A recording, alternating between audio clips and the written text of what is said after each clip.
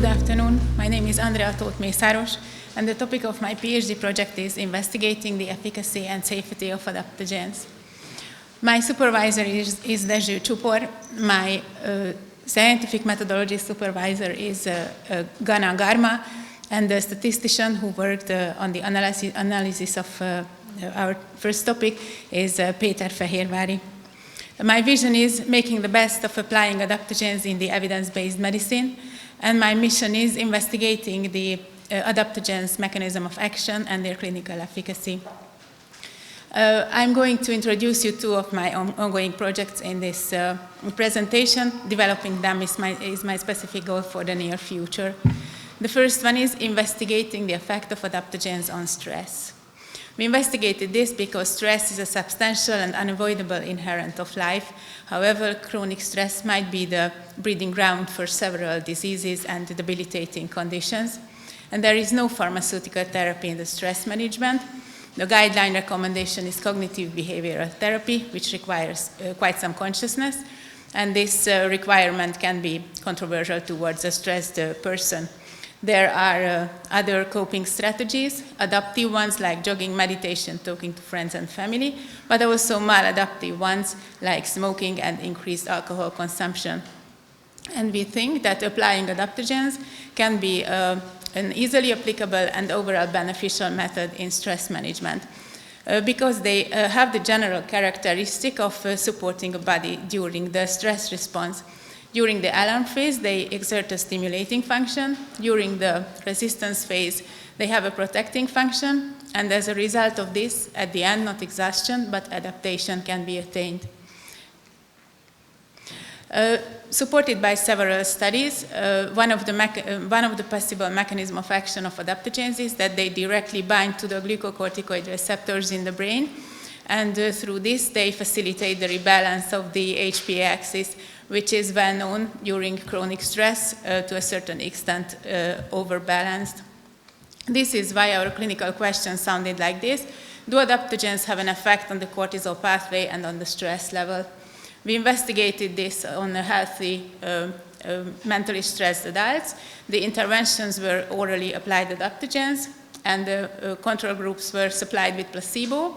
We were interested in the change of the serum or saliva cortisol level and in the change of the PSS score. The hypothesis was that adaptogens normalize the cortisol level in stress. As the result of our systematic search and the selection process, we had 25 studies included in our study, in our investigation.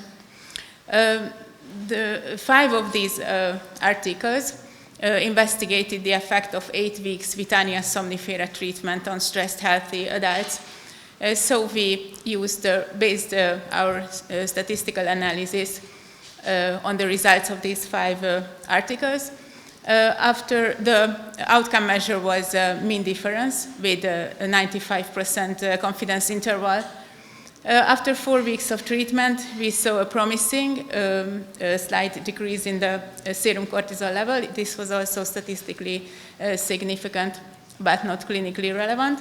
After 8 weeks of treatment, however, we saw a 3.27 microgram per deciliter decrease in the interventions group serum cortisol level compared to the placebo group, which can be considered a clinically relevant improvement, as the normal serum cortisol level in the time period of the day when the samples were taken for these trials is between 5 and 25 microgram per deciliter. The population is here homogeneous, and the result is also statistically significant. 3 of the studies also investigated the effect of the treatment on the PSS score. The perceived stress scale score is a 10 items self-assessing questionnaire. The value can be theoretically between 0, the scores between 0 and 40, and the higher the score, the higher the stress level. After 4 weeks of treatment, based on the results of only 2 studies, the effect showed a tentative pattern, but no conclusions could be drawn. However, after 8 weeks of treatment, we saw a 6-point decrease in the perceived stress scale score in the intervention group compared to the placebo group.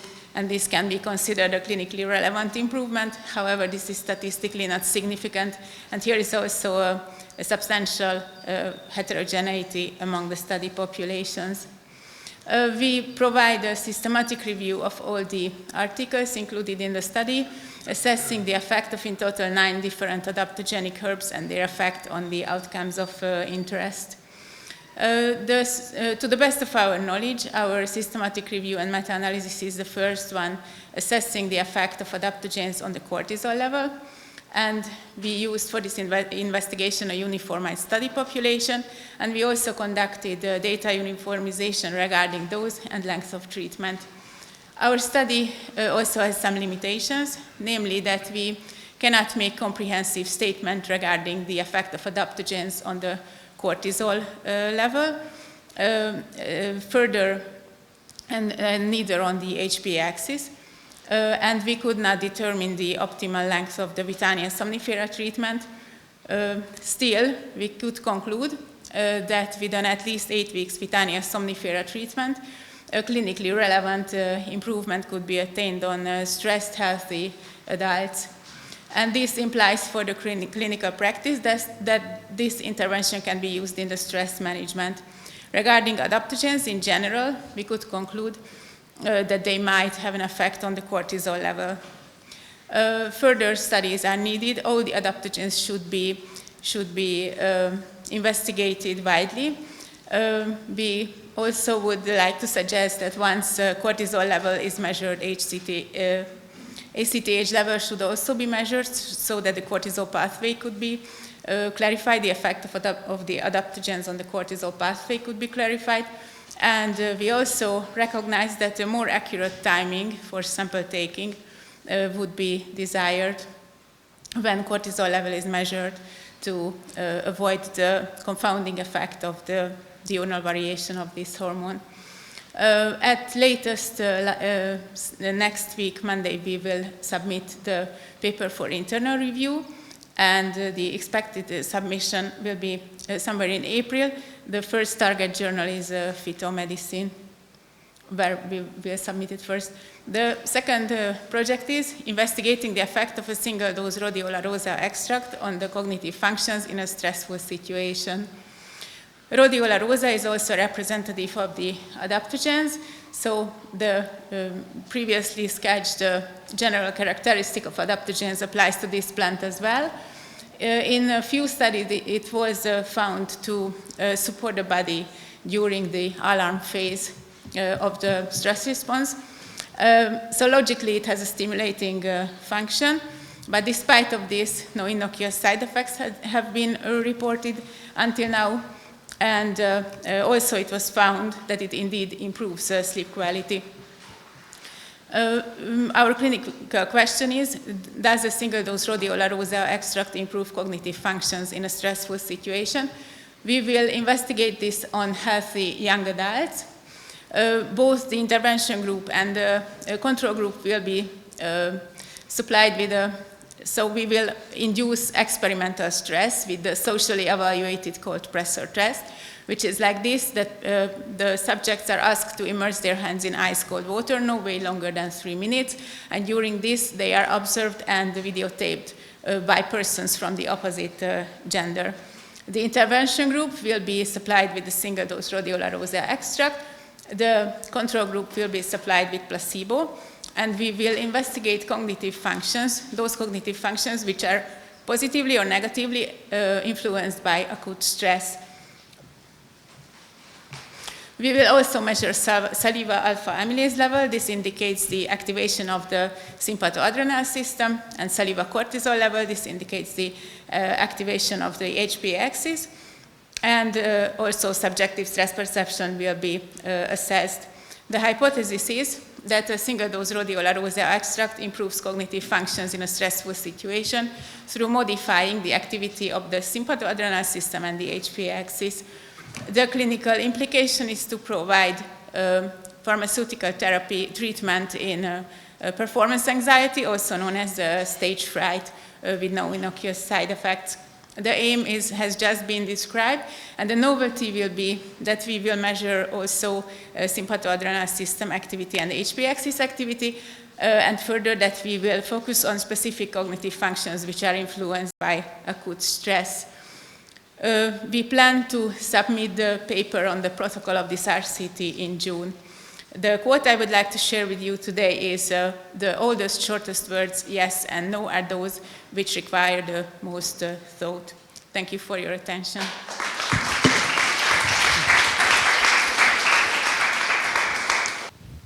Thank you for the excellent talk. I would like to ask a half-serious question about your first topic. So I'm convinced about Vitania somnifera. How can I take it? What's the sort of substance I can take to get that? My supervisor, Dezső, just some weeks ago showed me an advertisement where they make an advertisement for that specific extract, which is used in 3 of our analyzed studies, the KSM 66. This is the code of this extract. It's a root extract, and according to the Indians who use this plant thousands of years, this is the best one to use. This contains the most active ingredients. Thank you. Also regarding your second topic, your first topic, is there a specific dose that has been used across all the included studies, or the doses vary? The doses were different, and we conducted the data uniformization regarding the dose. There was one study which compared 2 doses, and another study which compared 3 doses, and we found the comparable arms of all the studies according to the vithanolate content of the extracts, one of the active ingredients. How high was the average cortisol level of the patients before the treatment in the first project? It was, in all of the studies we read for this investigation, it was always between 10 and 15, 10 and 16 at most. Actually, this is here to show. The decrease was 3.27. Yes, in total. But yes, so around the 4 microgram per deciliter it was. Yes. I have a question here. So is there a linear relationship between cortisol levels and perceived stress? I haven't found any study which would yes, so there is correlation. How exact it is, we cannot say. There was no study. I was searching for something like this, for data like this, but yes. So according to all the studies we investigated, we read quite some articles. Yes, there is. But the exact rate is not known. My question is, what kind of stressful situation will be used in your second study, or how will you simulate this? This will be that so-called socially evaluated cold pressure test, when the persons are asked to immerse their hands in ice-cold water. I just told it in the presentation, and they are also observed and videotaped. And this is we also found a systematic review regarding this method. This is a well-established method for induced experimental stress when the socio-psychological aspect is also important.